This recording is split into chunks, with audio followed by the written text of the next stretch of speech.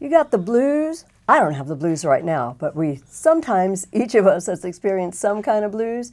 We're just going to talk about blues music. I'm Melinda Arndt. This is Gary Henry. Many of you may know Gary from the golf course, from his many years with a career in education and the principal of the Fairfield Middle School. I know Gary from the Southeast Iowa Blues Society.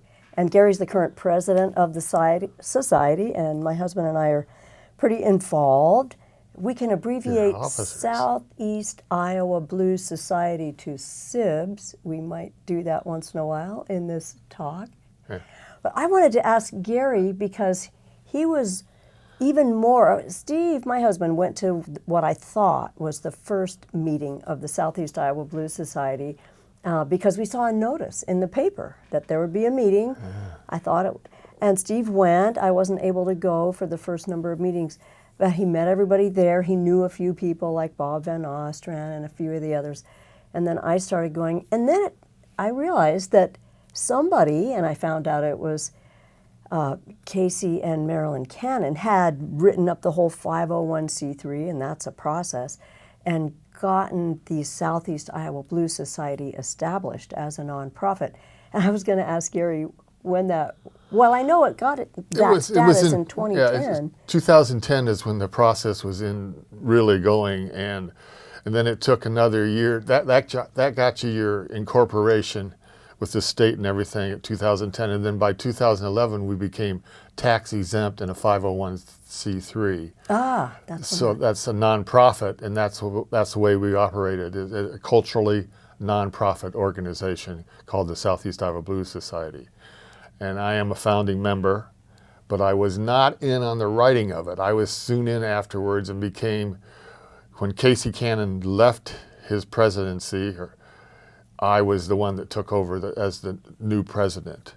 Because they moved out of town. Yeah, he left and kind of abruptly. It was going to be, they were going to train me for a year. Well, the year didn't get up before he left, so I became president real quick. Yeah, well, you've done a great job. So on-job training, and I've been that way for several years. I think all your years of being a principal helped. You know, I mean, you know how to lead. Run a meeting is he does a good job. And the Southeast Iowa Blues Society, so I think you reminded me of something I had not remembered, that my husband Steve Arndt played at one of the very first shows that was at the used to be the Best Western Hotel, and they had a ballroom, and he was one of the opening acts, and anyway, that got things going. But the purpose of the Southeast Iowa Blues Society, like why have a blues society? And how did it come about?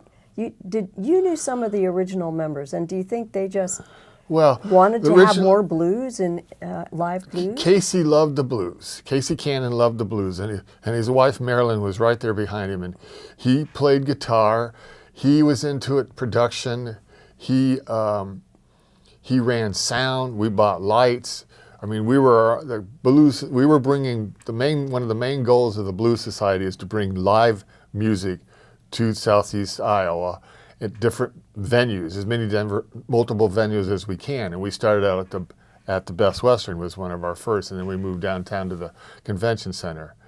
But he got involved to the point where he would run the sound, we would set up the lights. It was, his show. He put it together, and then he would get, the way they get bands at the time when we first started was it was whoever we could grab. Because we hadn't established ourselves. So it was difficult to, say, we're going to have a show here. And then when I kind of took over, I thought it would be a better idea to say, let's have this show, and then we can work to bring people to this, and then work people to bring to this show, and have 2 or 3 shows within a year. And that's kind of where it's, drifted to where it is right now, as we choose a different venue. But we're doing some of the same shows that we've started clear back in 2010, 11, 12. One of Casey's goals, I'll quit, was to have a live blues fest outside under a stage, and he had to leave. He took another job in Texas, and so but we did get that done, and Casey did make it back to one of the first live shows. So yeah, it's called the Blue Ribbon Blues Fest, held at the fairgrounds, and that first one was 2014. Yes, 2014, and we've done one each year. Well, we didn't do one last summer because we did a different event. We brought in didn't do Daniel 22. Nicole in early October to the Correct. Arts and Convention Center.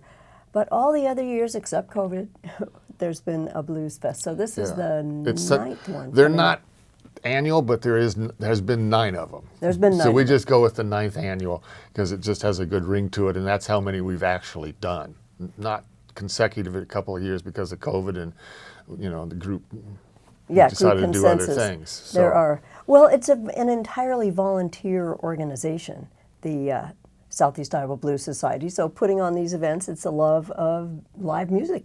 yeah, and your membership it's a working board, and everybody volunteers. It's a volunteer group because it is a nonprofit. We can pay for things, but we typically don't pay for labor or anything like that. It's just labor of the heart. So Right. Well, we do sometimes hire a sound man, to come in to for produce the a Blues show, Fest. we bring in a sound man, and of course you got to buy the bands or Pay for hire the bands hire the and bands. and advertising and things like that. That's all paid for, but nothing goes to the individuals per se. And the board is strictly volunteer and the members. We have a good core of members, and we've done quite a bit for the last 13 years. Yeah. Now, I would like to ask you, and you have it there, so you can maybe let people know. The Southeast Iowa Blues Society has a mission statement.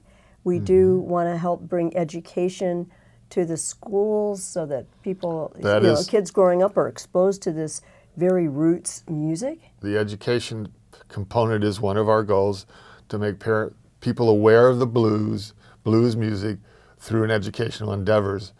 And what we've done as a group is we'd like to do more, but actually there is a national thing called Blues in the Schools, and we haven't plugged into that, but we've used their name called Blues in the Schools. And we brought in a blues artist who is an Iowa Blues Hall of Fame member. We got him nominated, and he made it into the membership, and he is now an official Iowa Blues Hall of Fame. And it's Tony Blue out of Ottumwa. Been playing music for years and blues a lot of years. But he came to the middle school here in Fairfield and put on a demonstration of how to play guitar and what the blues was all about. Kids loved it, and he came back in another year, and then we're looking at the high school next year, maybe doing something with the harmonica and the history of the harmonica in the blues, because that's a big instrument in the blues. And so, but blues in the schools or educational is one of the main goals. That's one. And the other one, the first one is, well, it's a statement, but it is the live blues music, bringing it and doing it, not just bringing live blues music, but doing it in different venues. So we mentioned, it was started at the Best Western in their ballroom, and from them we went to what's called a show called Rockin' in the Blue Year, and that was downtown on the convention side of the convention center. We'd put out tables, and that became Rockin' in the Blue Year, and that went for years and still goes. And then lately we've been to the Cider House for 2 or 3 shows. We just recently did the first ever our blues show at the Elks as another venue. And then for the first time ever, we had Blues at the Fair Thursday night, June 22nd during the county fair, and that was a first. So that's just going with our goals: more venues, more live music. And so wherever we can put one, we're going to stick a concert in. We've done Ottumwa. We've been to Ottumwa once, and it didn't go over as well as we wanted to, but it doesn't say we're not going to go back. We once we get a place that works good, we'll bring more bands in, and so it works really well. It's bringing that live blues music in. People like to dance, and that's one place the blues is easy to dance to. Even it sounds like you're depressed, but it's not. No, it's there's uplifting. a lot of lively blues. It has great beats. And our Blue Ribbon Blues Fest has become well enough known that we are listed in the listing of all the blues fests, and Gary, as president, has band managers getting in touch with him fairly often saying, can we play at your blues fest? So we are getting known. We advertise in a national magazine that comes out. It's helped with bringing more blues musicians. More at a national level. We have the local bands, but we bring in nationally known blues artists. Yeah, and to they have, Fairfield, and some of them are so good we bring them back. They like coming, and they love playing. You find out about a musician, and I think this not necessarily to the blues musicians, but musicians love to play, and any yeah. chance they get to play, they want to play, and so we give them that opportunity. And there was, as a matter of fact, a guy that his name is Matt Woods. He plays up in Des Moines a lot. He put the word out saying that the Southeast Iowa Blues Society is one of the places that blues members can come and play, and we've got calls because of his friends and by him putting that word out that because there's those kind of venues don't exist like they used to.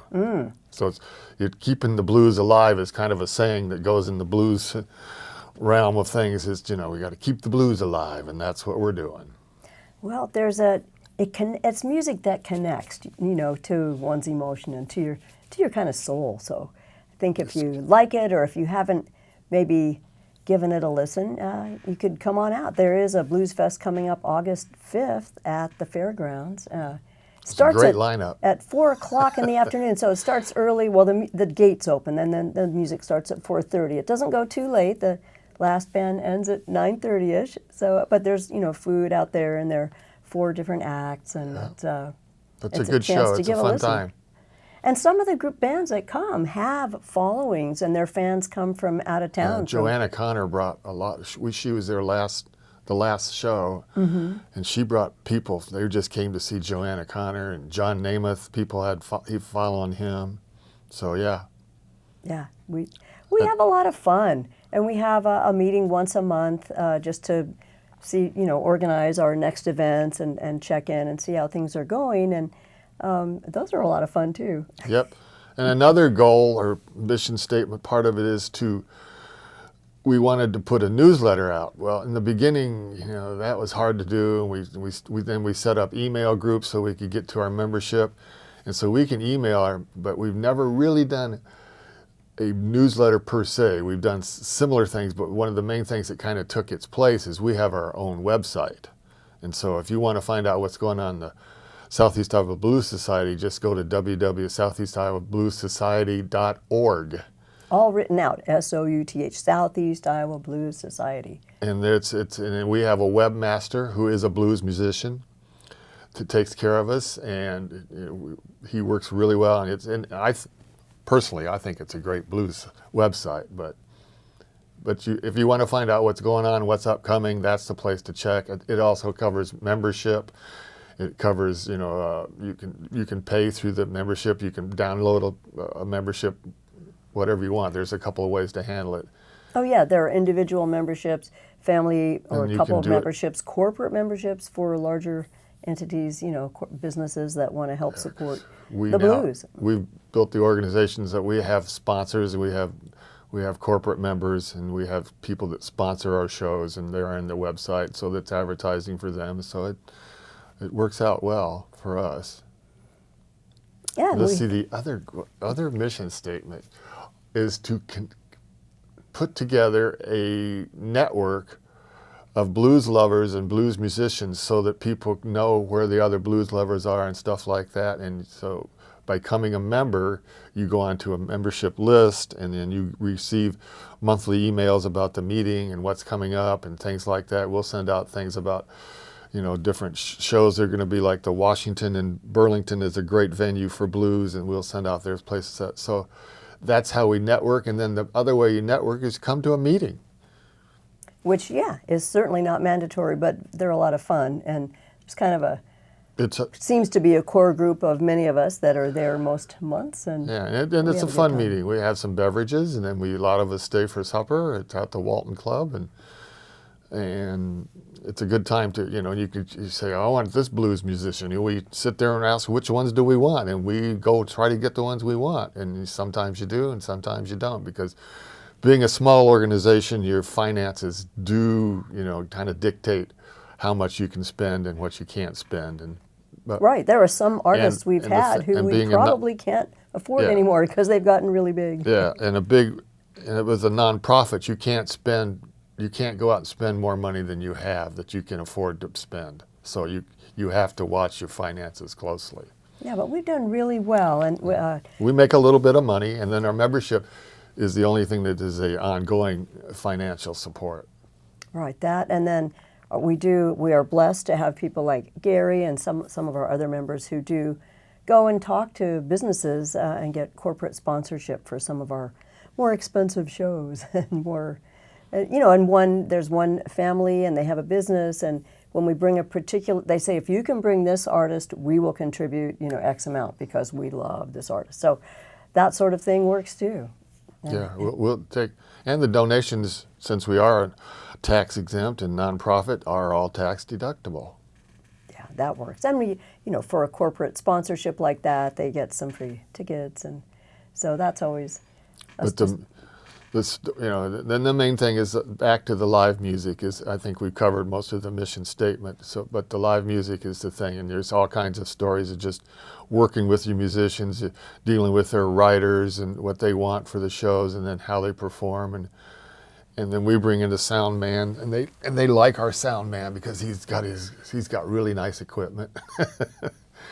And then we use a local sound man here in town for smaller shows. And yeah, it all keeps it going and keeps live music happening. I mean, sometimes in Fairfield, once in a while, there's so many things going on, you have to pick and choose. But we are happy to be presenting some of those choices, the Southeast Iowa Blues Society, and we hope you check us out.